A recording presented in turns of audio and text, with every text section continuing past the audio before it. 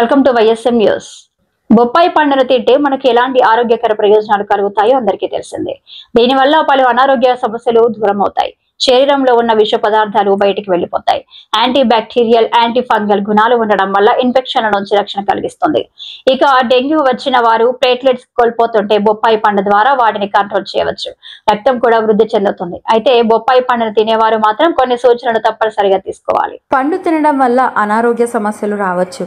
గర్భిణీలు బొప్పాయి పండును ఎట్టి పరిస్థితుల్లోనూ తినకూడదు. ఎందుకంటే ఇందులో ఉండే పలు రసాయనాలు నేరుగా గర్భాశయంపై ప్రభావం చూపుతాయి. దీంతో అబార్షన్ జరిగేందుకు అవకాశం ఉంటుంది. కనుక బొప్పాయి పండును గర్భిణీలు తినరాదు. మనం తిన్న ఆహారాన్ని నోటి నుంచి జీర్ణాశయానికి అన్నవాహిక చేరవేస్తుంది. అయితే బొప్పాయి పండు వల్ల కొందరిలో ఈ అన్నవాహిక దెబ్బతినవచ్చు. అంతేకాకుండా ఈ పండును బాగా తింటే ఎవరికైనా అన్నవాహికకు ఎఫెక్ట్ అవుతుంది. కనుక ఎప్పుడు ఈ పండును తిన్నా ఒక కప్పును మించరాదు. గర్భిణీలే కాదు, పాలిచ్చే తల్లులు కూడా బొప్పాయి పండును తినరాదు. తింటే వారిచ్చే పాలతో పలు రసాయనాలు బిడ్డ శరీరంకి వెళ్తాయి.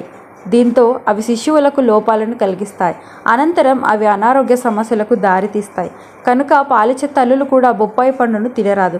బొప్పాయి పండు కొందరికి పడదు, అలర్జీని కలిగిస్తుంది. కనుక ఎవరు ఈ పండును తిన్నా ముందుగా ఒక చిన్న ముక్క తిని పర్వాలేదు అనుకుంటేనే తినడం ఉత్తమం.